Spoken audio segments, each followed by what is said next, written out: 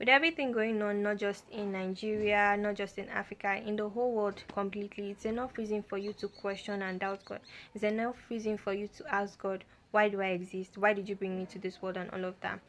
But I had to understand something, that this is what the enemy wants. This is exactly what the enemy wants. The enemy wants you to be doubting, to be questioning, and he wants you to get to a point where you start to sin against God. Here's something that I've noticed recently. I feel like this is what the enemy has recently been using as a strategy to attack Christians and people that generally believe in Jesus Christ.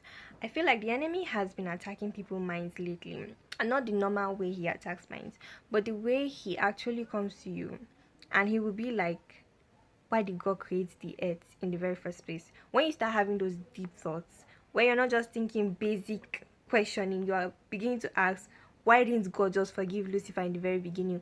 Why didn't you? You should know that the enemy is definitely attacking your mind.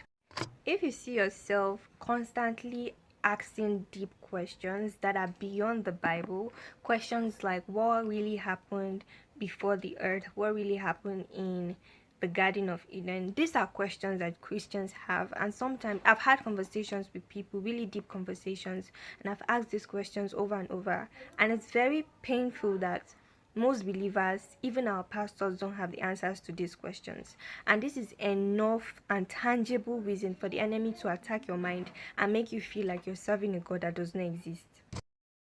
So, personally, recently I found myself asking these weird questions, asking questions like, why didn't God just allow us in, and why didn't he just forgive us, or why did he even put the tree of the good and evil in the Garden of Eden? Why did he put the temptation there? All of that. I found myself asking these questions, and God made me understand that this is the enemy attacking my mind.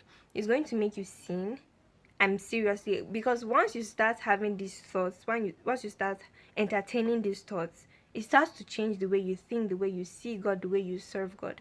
Now, I'm not going to just tell you the problem, I'm going to also give you the solution, and this is something that I used personally.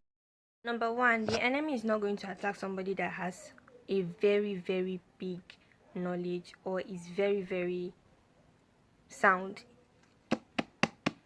So step one is to read your Bible. My battery is low, so I'm going to connect my power bank.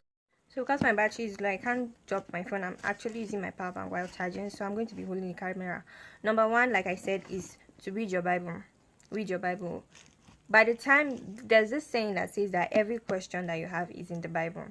And I noticed that the enemy was able to attack my mind because I stopped reading my Bible. I stopped reading my Bible. If you keep and constantly keep reading your word, you have